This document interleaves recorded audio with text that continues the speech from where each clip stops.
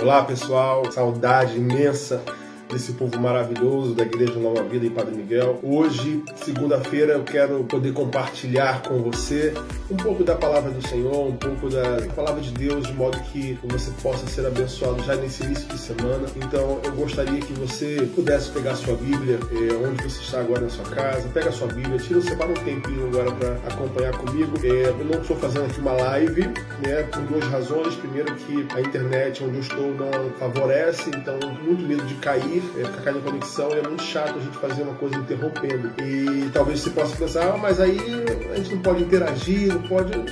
Não esqueçam, tá? Vocês já me conhecem há muitos anos, sabem que eu não enxergo direito, e vocês iam ficar falando aí no chat, eu não ia poder nada, porque ia ficar assim, quem tá ali não vou conseguir enxergar. Então nem adiantava, ok? Então vocês podem depois fazer esse comentário, compartilhar essa palavra, vou estar sendo colocado aí no canal da igreja, e eu quero dar esse tempo para que você possa lá pegar sua Bíblia e dizer que eu estou muito animado, muito excitado daquilo que Deus vai fazer aqui nesse lugar, hoje, na sua vida, na sua casa. Abra seu coração nesse momento e deixa Deus conduzir esse tempo de reflexão, tempo de meditação. Eu espero que estejam todos bem, todo mundo se cuidando, todo mundo se protegendo, fazendo a sua parte e acreditando que esse tempo ele vai passar. Vai passar e nós estaremos depois em comunhão novamente, vocês estarão de volta à congregação e isso vai passar, a gente vai dar até um pouquinho mais de valor, na verdade, aos nossos encontros, nossos ajuntamentos. Pegou a sua Bíblia? Vamos lá então? Eu quero ainda aproveitar essa oportunidade para dar uma palavra para você, querido.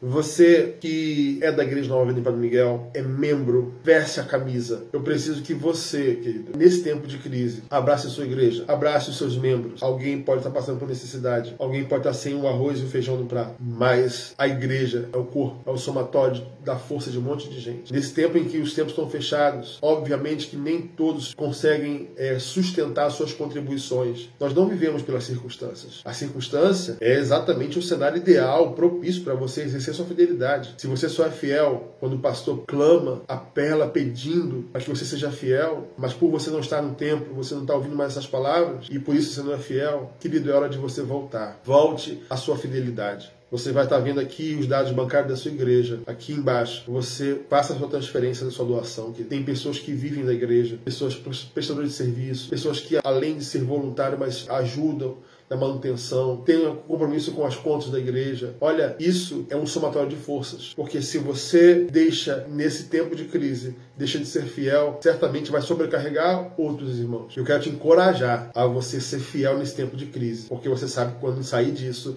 Deus também vai te exaltar. Claro que nem todos, alguns que eram autônomos estão perdendo a capacidade financeira, porque não estão vendendo, não estão contratando. A gente entende, naturalmente, a receita da igreja cai normalmente por causa que afeta os irmãos. Mas nós não podemos deixar que isso se agrave. Então você, querido, que tem lá os seus vencimentos, seja fiel ao Senhor. Seja fiel ao Senhor. Não seja apenas fiel quando alguém está vendo. Não seja como Ananias e Safira, que só depositaram uma oferta no altar para que os outros pudessem ver que ele é um ofertante. Agora que ninguém, a igreja não está vendo que você é ofertante, mas Deus está vendo, e seu pastor também sabe, o nível da sua fidelidade. Então, em nome de Jesus, querido, coloque a motivação correta no seu coração de honrar o Senhor nesse tempo de crise.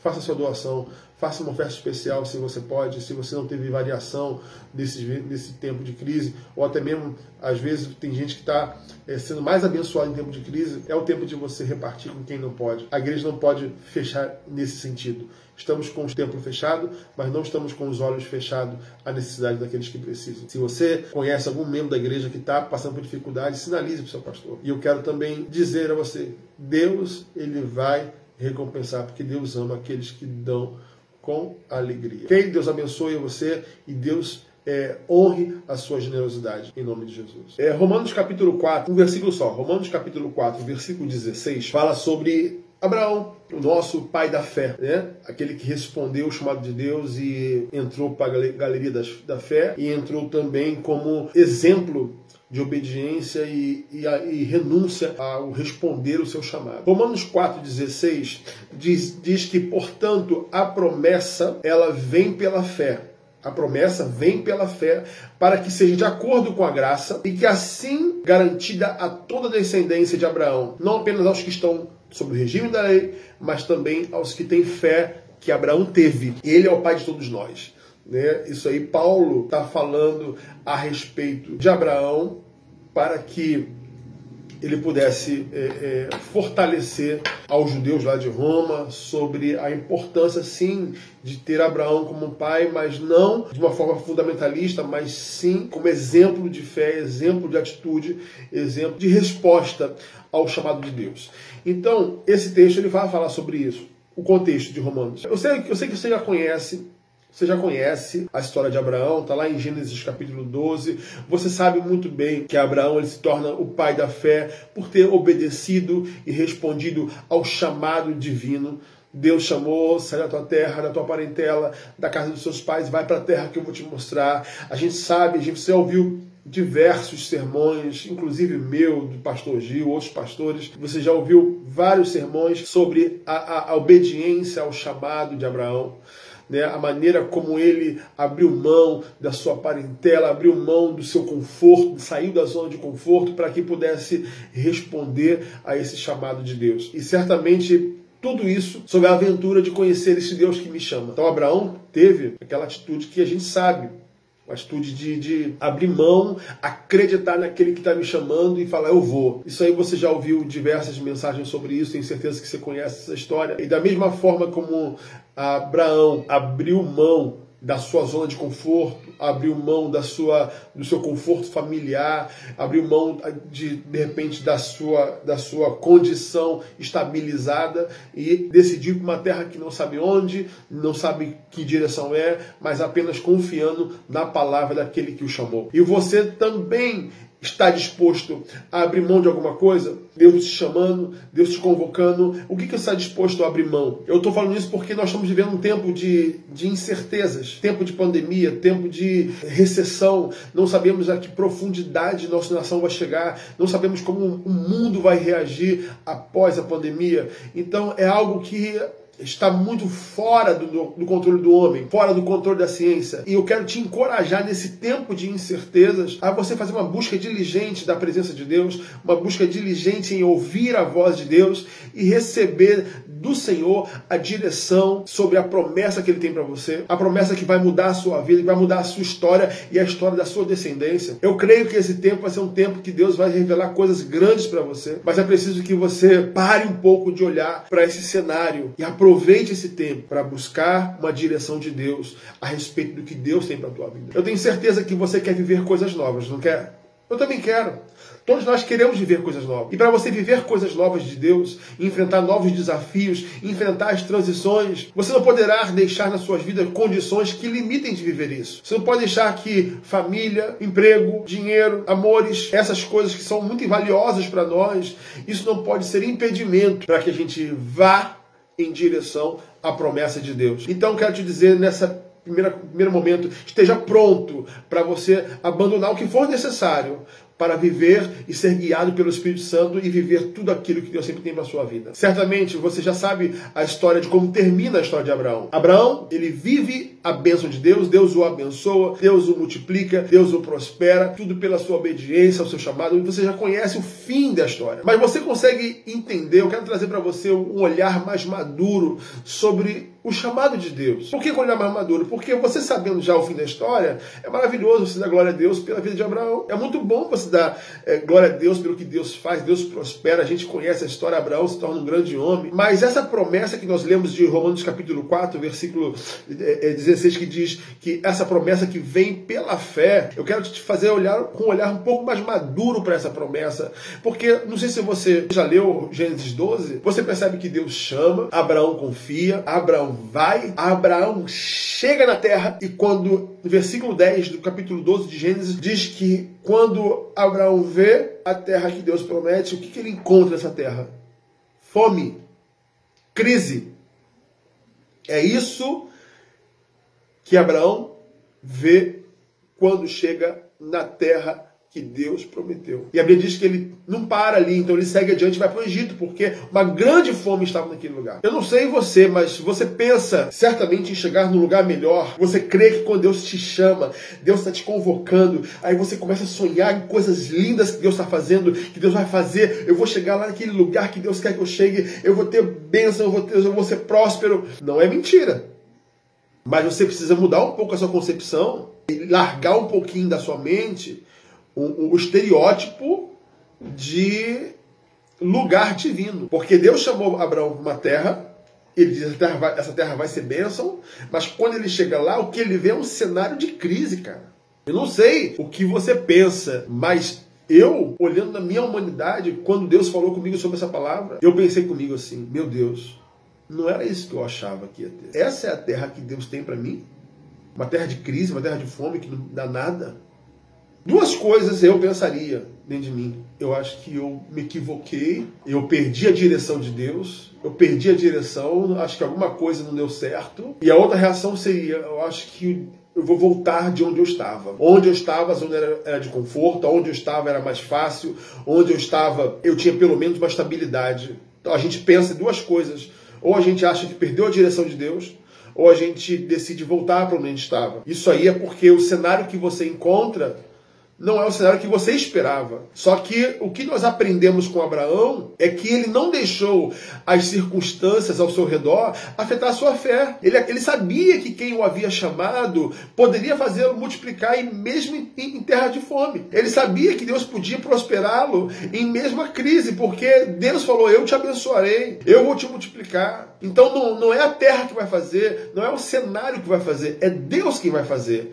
E Deus não está condicionado a nenhum tipo de circunstância ou cenário. Você não sabe o que vai acontecer daqui a pouco. Nós temos incerteza, nós estamos enfurnados dentro de casa, nós estamos em quarentena. Não se sabe o que vai ser amanhã, não se sabe ainda a dimensão dessa pandemia, não se sabe. Nós estamos num cenário desconhecido. E aí?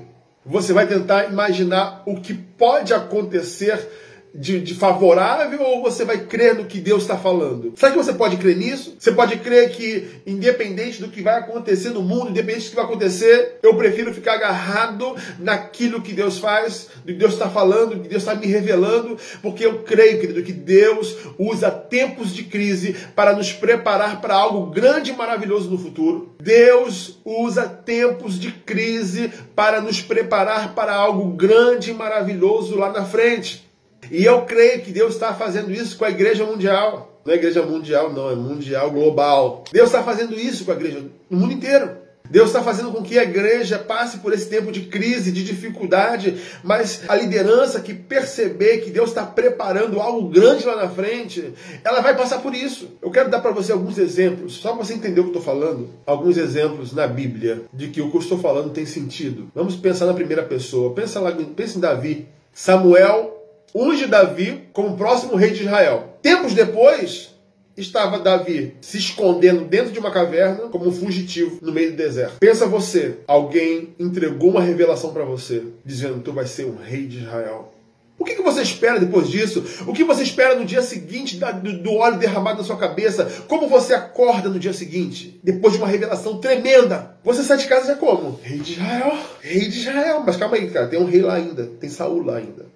O que você acha que Davi pensava quando estava no meio da caverna, fugindo da morte? Será que Davi pensou, e aquele negócio lá em casa? E aquela unção de Samuel? Será que tudo isso é verdade? Esse não é o lugar que Deus quer para mim? Uma caverna, fugindo da morte. Um homem está me perseguindo, sem eu ter feito nada. Olha aí, esse é o cenário que você espera logo após uma revelação? Não, a gente espera que a coisa vai acontecer rápido, a coisa vai direto, vou dar unção para o trono. Não. Mas eu pergunto para você, onde que Deus forjou a liderança de Davi? Davi aprendeu a pastorear lá com as ovelhas do papai, mas a sua liderança como rei foi dentro da caverna, amigo. Meu irmão, minha irmã, dentro da caverna, foi ali que ele encontrou o seu exército, foi ali que os valentes de Davi foram levantados. Então, dentro da caverna, foi nas cavernas do deserto que Deus preparou a liderança e o exército de Davi. Aleluia, ele faz isso. É no tempo de crise, é quando você acha que o cenário não favorece, mas ali Deus está te preparando.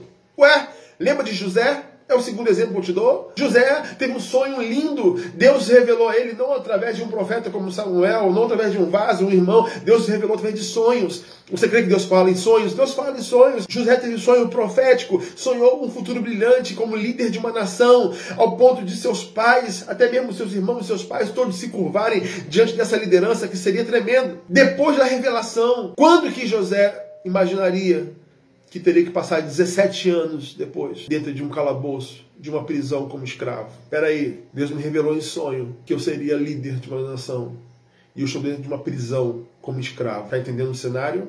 Você fica mais tranquilo porque você conhece o fim da história. Você sabe que José se torna um grande governador, um grande líder no Egito, um braço direito de Faraó. Você sabe o fim da história. Sabe por que você sabe o fim da história? Porque você leu. Mas você não tem que confiar no fim da história pelo que você leu. Você tem que confiar no fim da história porque está falando do Deus que você serve. Se você sabe o Deus que você serve, você tem que confiar que o fim da história vai ser muito melhor. Se hoje o cenário não é favorável, não desista, não abra mão, acredite que o fim será muito melhor. Moisés, lá em Atos capítulo 7, no versículo 23, fala que Moisés, aos 40 anos de idade, ele entendeu que deveria libertar o povo da escravidão. Quando ele mata o soldado egípcio, ele tem uma reação instintiva de que esse é meu povo, não deve ser escravo, e ele lá briga com aquele homem, aquele egípcio, e mata. Ele entende que ele tinha que ser que ele deveria libertar o seu povo. Mas o que acontece logo em seguida? Moisés vai ser fugitivo no deserto e passa os outros 40 anos no deserto até ter uma experiência com Deus. 40 anos a mais no deserto, pastoreando algumas ovelhinhas de seu sogro. Já que esses 40 anos, Moisés poderia falar: o que eu estou achando? Quem sou eu para libertar o meu povo? Quem sou eu para ser alguma influência? Está entendendo, gente? As circunstâncias onde nós somos levados não define nada. O que define é a palavra que vem do céu. O que define é quem é que te chamou. Você acha que João Batista, chamado para ser um grande profeta, seu pai Zacarias teve uma experiência sobrenatural, e o chamado do seu filho foi de forma angelical, o anjo falando sobre o chamado do seu filho. Só que, diferentemente de todos os profetas, João Batista não vai lá para a escola de profetas, viver o glamour da escola de profetas, não. Ele é enviado para exercer o ministério onde? No deserto. É num lugar totalmente fora do padrão, pensamento daquilo que é bom. E eu termino falando para você sobre o exemplo de Jesus. Diante de um mega evento, uma grande multidão, um mega ajuntamento estava às margens do Jordão para ver o Jesus sendo batizado. Jesus então ele é batizado por João Batista. A Bíblia diz que os céus se abrem. Todos que estavam lá ouviram a voz de Deus, uma grande revelação ali audível, dizendo: esse é o meu filho em quem tenho prazer, em quem me comprazo. Ali Jesus recebe a revelação direto da boca do Pai. E a Bíblia diz que o Espírito Santo desce como forma de pomba sobre Jesus. E logo em seguida ele é direcionado pelo Espírito Santo para onde? Deserto. Deserto. Como assim? Eu sou o filho amado. Deus tem prazer em mim. Então eu tenho que ver o melhor dessa terra. Eu tenho que ter o melhor carro. Eu tenho que estar no melhor cenário. Você não aprendeu nada, meu irmão, minha irmã. Deus não precisa de cenários para fazer o que tem que fazer na sua vida. Você que precisa mudar o seu olhar a respeito disso. Enquanto você achar que o cenário é indicação de que Deus está, você vai ser enganado pelos seus olhos. E você vai sempre se desviar daquilo que Deus tem para a tua vida. Porque cenário foi exatamente o que Satanás ofereceu a Jesus no deserto. Um cenário de poder, um cenário de riquezas. Mas Jesus sabia que existia uma riqueza muito maior reservada para ele no céu. Irmãos, deserto é lugar de provação, deserto é lugar de humilhação, lugar de purificação, mas também é lugar de preparação. Por isso que eu creio que esse tempo, sim, a igreja do mundo inteiro está passando por isso. Esse é um deserto que a igreja foi levada, não é levada pela coronavírus, é levado por Deus. Não estou dizendo que foi Deus que planejou isso, não foi. Mas Deus prepara as situações adversas para preparar, para humilhar a igreja, para provar a igreja, para purificar a igreja. Mas principalmente para preparar a igreja para algo lindo que vai vir. Então esse tempo agora, ele pode ser diferente. Mas se você aprender a olhar a promessa, como diz Romanos 4,16, a promessa que vem pela fé, começa a olhar a promessa da perspectiva da fé. Como é que você está passando hoje esse tempo de crise? Como você está passando hoje esse tempo de crise? Qual é o medo que você tem? Pastor, eu tenho medo do meu emprego. Eu não sei o que vai ser quando voltar. Já ouvi rumores de que haverá um grande desemprego. Já estou passando por dificuldade. A comida já está acabando. Estou passando por provações. Minhas contas não fecham. Ei, esse é o tempo de você se agarrar em Deus, buscá-lo, manter firme a sua fé e buscar a direção. Todos esses exemplos que eu citei, de Davi, de José, de Moisés, de João Batista, todos esses exemplos que eu usei, sabe qual foi o que eles tiveram em comum? Todos eles receberam uma revelação, um direcionamento, e eles acreditaram nisso. Não você sai daí buscar, mas eu não tenho mais as igrejinhas da revelação. Não é isso, meu querido. Revelação aqui, ó, na palavra de Deus. Busca, medita, tenha um tempo a Deus com Deus, e você vai ver o que Deus vai fazer na sua vida. É exatamente nesse tempo de incertezas que nós temos que dar uma resposta de fé. Porque a resposta de fé que você dá vai garantir não somente você, mas toda a sua descendência. Você consegue entender que a atitude que você toma hoje, que as decisões que você assume hoje, responder em fé, elas podem gerar consequências lindas para sua família. Seus filhos podem gozar das benesses de uma grande bênção através da sua vida. Porque é isso que Romanos 4,16 fala. Que essa promessa veio pela fé para garantir, pela graça, garantir a descendência. E diz que nós somos incluídos nisso. Pela resposta de um homem. Pela resposta certa. Do homem que não olhou a circunstância, não olhou o cenário de fome, de crise. Ele obedeceu à voz de Deus. Eu fui hoje contemplado por isso. Olha a descendência, nós somos pela fé, a descendência de Abraão. Ele é nosso pai da fé. O passo de fé que você vai dar vai mexer as suas próximas gerações. Se responsabilize em tomar atitudes certas nesse tempo. Porque Deus tem destinos vitoriosos para quem toma atitudes certas. Está com dúvida? O que vai ser do seu emprego? Eu tomei uma decisão importantíssima agora, mas agora vem cenário de coronavírus, eu não sei o que vai ser, o que será. Este ambiente de incertezas, ele é propício para você experimentar algo novo de Deus. Eu quero te dizer, querido, para encerrar, este é o momento, desliga a televisão, para de ouvir essas coisas, para de ouvir esse cenário político, crise de saúde, crise financeira, para de ouvir isso um pouco. Deixa Deus te mostrar, filho, filha, este é o momento. É o momento que eu quero te mostrar coisas grandes e novas. Como diz lá em Jeremias, clama a mim, responder-te-ei, anunciar-te-ei coisas grandes e firmes que tu não sabe. É buscar, porque o mundo diz, prevê, caos está vindo, caos, recessão econômica está vindo, caos na população, mas para nós não é tempo de caos, é tempo de oportunidade de atrair as promessas de Deus pela fé. Há uma frase que a gente ouve em filmes, eu acredito que deve ser usada também no termo militar, quando as provações são mais fortes. Aí tem uma frase que diz, um ditado que diz, essa é a hora de separar os homens dos meninos. É a hora de separar os homens dos meninos. Eu creio que nós estamos passando por esse tempo.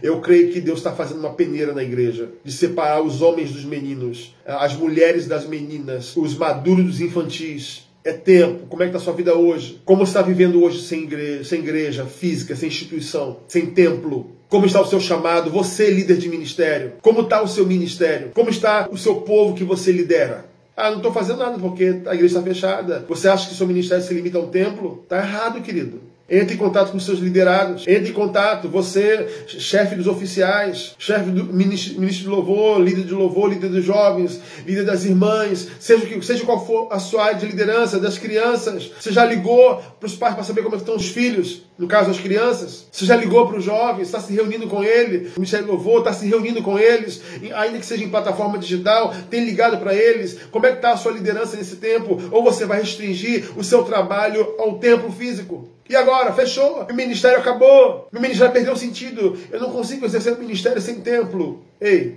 é hora de você olhar com outro olhar, amigo. Se o seu ministério se reduz a uma circunstância de ambiente de templo, é hora de você pensar se de fato você foi chamado ou se você está apenas empolgado com uma missão que o pastor te deu. Você não pode...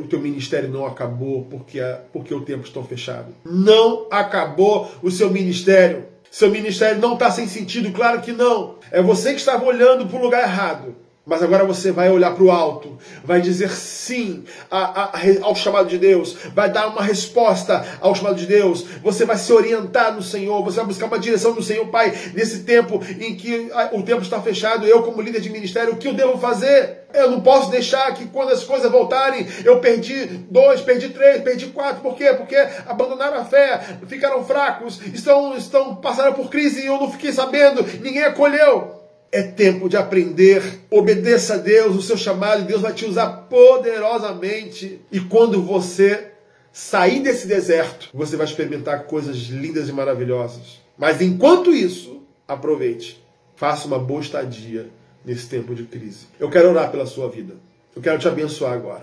Eu quero que você bote a mão no seu coração. Eu quero liberar palavras proféticas para o seu coração, crendo que Deus vai te dar uma experiência sobrenatural nesse tempo de crise. Ore comigo nessa hora. Pai, em nome de Jesus, nesse tempo de crise, Senhor, que os nossos olhos se voltam, nossos ouvidos só ouvem noticiário ruim. Nós estamos diante de uma incerteza, Senhor. Ninguém sabe o que vai acontecer. Mas, Senhor, esse coronavírus não estava fora dos teus planos, ó Pai. Esse coronavírus pegou o mundo de surpresa, mas não pegou o Senhor de surpresa. O Senhor sabe. O Senhor já sabia. E o Senhor quer aproveitar esse tempo para preparar a tua igreja. A fazer a igreja pensar um pouco fora da caixa. Meu Deus, é hora de separar, Senhor, os imaturos. Porque aquele que só buscava aos domingos, aquele que não ora, aquele que não tem tempo a sós com o Senhor, aquele que não tem vida de oração, vida devocional, Senhor, porque ele só ficava se edificando aos domingos no templo, Pai. Esse não tem mais templo, esse não tem mais busca, esse já esqueceu do Senhor.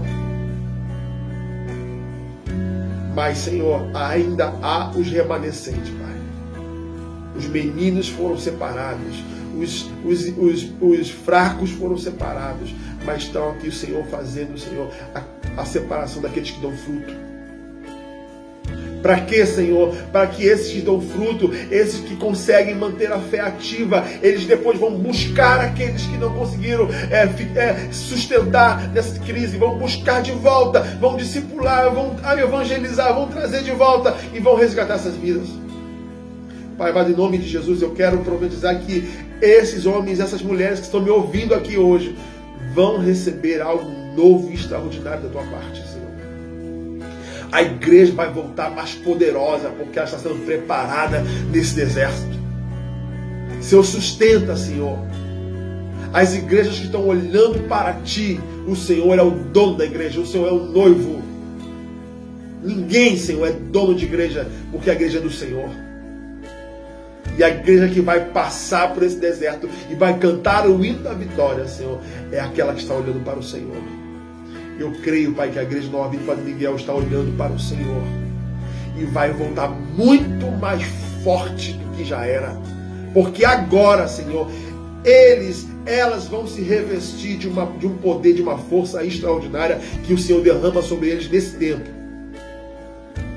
E algo sobrenatural vai acontecer. E eu profetizo em nome de Jesus, frutificação do seu ministério, obediência do seu chamado, expansão da promessa de Deus para a tua vida e para a tua casa, em nome de Jesus. Amém. Eu quero também aproveitar esse tempo de oração e dizer, se você está vendo esse vídeo e decide entregar sua vida a Jesus, fala, eu quero algo novo nesse tempo de crise, eu não estou suportando esse tempo, eu quero sim receber uma oração, eu quero sim aceitar a Jesus, eu quero sim entregar minha vida, eu quero mudar o rumo da minha história. Se você quer fazer isso, deixe seu comentário aí no vídeo, porque os irmãos vão entrar em contato com você, vão pegar o seu telefone, vão orar e vão te abençoar com uma oração. Mude a sua vida, tome a atitude certa, não deixe o inimigo roubar a sua bênção. Escreve no comentário, eu quero um novo começo, eu quero uma nova história, eu quero um encontro com Jesus. Se você quer fazer isso, coloque aqui nos comentários e diga, eu quero uma oração. Que alguém da Igreja Nova Vida Padre Miguel vai entrar em contato com você pelos comentários, vai pegar vai falar com você no privado, vai pegar o seu telefone e vai fazer uma oração diretamente por você. Deus te abençoe Receba a salvação que chegou hoje na sua casa. A vida vai mudar, sua e da sua casa, em nome de Jesus. Deus te abençoe. Fique na paz do Senhor. Receba, meu irmão, receba, minha irmã, saudade imensa de vocês. Deus abençoe a cada um de vocês, a qual eu sempre vou ter no meu coração o respeito, o amor e a gratidão por todos vocês. Um beijo no coração de vocês e até a próxima oportunidade. Deus abençoe a sua vida. Eu deixo aqui também o meu agradecimento ao pastor Gil pela essa confiança e pelo convite feito. E Deus abençoe a igreja rica e abundante.